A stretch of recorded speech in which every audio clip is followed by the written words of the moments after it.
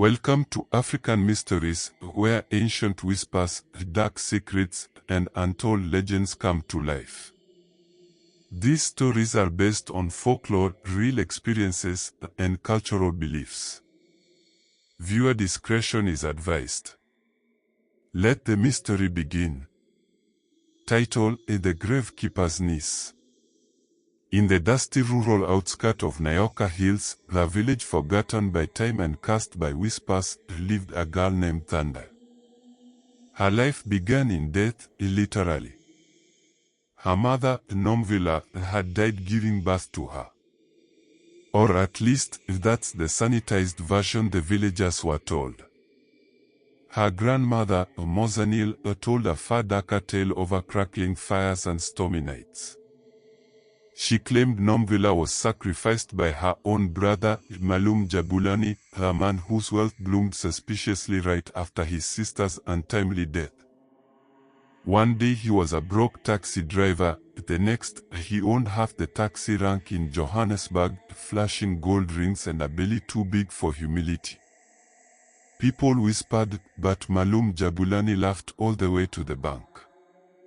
That is, until Nomvula's funeral, the moment that snapped open the curtain hiding his dark dealings. During the final night of mourning, around 2 a.m., something slithered into reality. A massive black snake, thick as a car tire and glistening like oil, emerged from Jabulani's locked bedroom. Nobody could move. Nobody could scream. Eyes bulged, mouths hung open, but all were frozen, like puppets with their strings snipped. The snake slid past the mourners and slithered straight into Nomvula's coffin. It lay inside for several minutes. Then, just as eerily, it exited and returned the same way it came, straight back into Jabulani's room. As soon as it disappeared, time snapped back. Screams erupted. Men with axes and brooms charged toward Jabulani's room, but he stormed out like a possessed lion and backed them away. "No one enters this room," he roared. The villagers, full of questions, backed off. Fear always bowed to madness in Nyoka Hills. That was the day Thunder's protection started to wither. Years passed. And then Mozanil went blind. Without her grandmother's sharp eyes to guard her, Jabulani tightened his grip. Thunder was just 10 years old the first night he woke her under a moonlit sky, whispering her name like a cursed wind. "Come." No questions. He was barefoot, and so was she, their feet crunching over pebbles as they crept across the yard to the forbidden room, a one-roomed shack that was always locked tighter than the gates of hell. What chilled Thunder was this: Jabulani hadn't even been home that evening. He'd been hundreds of miles away in his Johannesburg mansion. But now he was here, in the dead of night, without headlights, without footprints, without warning. Inside the room, Thunder met horror face to face.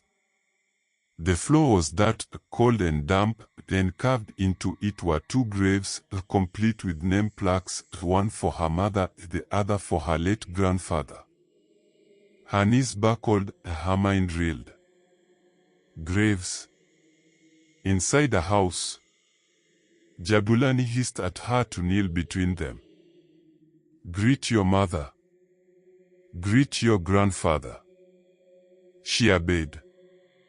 He took out a rusty razor blade and sliced tiny incisions into her arms, letting her blood drip into a wooden bowl filled with muti, traditional medicine that smelled like wet ash and iron.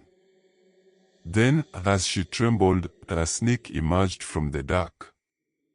He painted her name on its back using her blood, then instructed her to spit twice on each grave.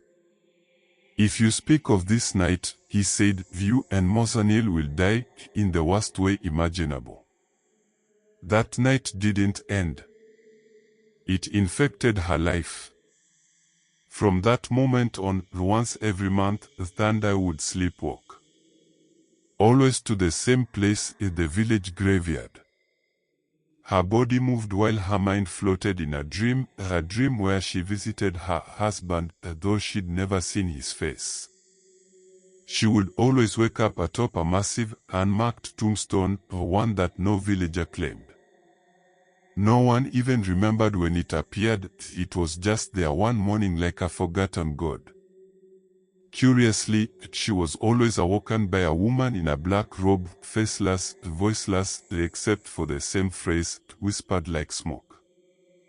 "It is not yet done." At her side lay a small snake, coiled like a ring, never biting her. It stared. It watched. By day, Thunder was 35 years old, tired, and unraveling. No man could stay with her. Relationships fizzled like candles in rain. She lived in poverty while her uncle built an empire. He had a mansion, a fleet of buses, a controlling stake in Johannesburg's chaos, and a dead soul in every brick. Whenever she tried to seek help, spiritualists, churches, even online forums, Jabulani would invade her dreams. In them, he'd chase her with a sjambak, a leather whip soaked in something thick and black. And when she woke, her back bore the welts. Real. Bleeding. Burning. Her grandmother encouraged her to keep trying. "Even blind, I see what he's done," Mozanil whispered once.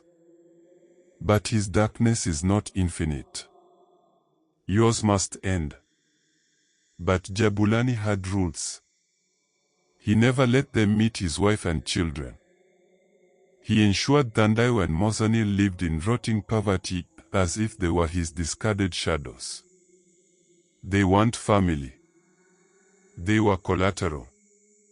And that's where the story sits, rotting under a crescent moon in Nyoka Hills.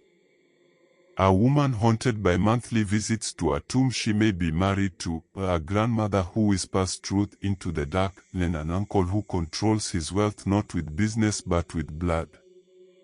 Some say Jabulani's days are numbered.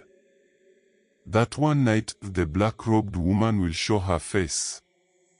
That Thandai's husband will rise, not in a dream, but in flesh, and claim what was bound in blood and silence. And when that day comes, Jabulani won't be able to buy his way out. He'll finally have to pay. For more mysteries from the motherland, hit that like button, subscribe and tap the bell so you never miss a tale. Until next time, stay curious, stay cautious, and beware, some legends are more than just stories.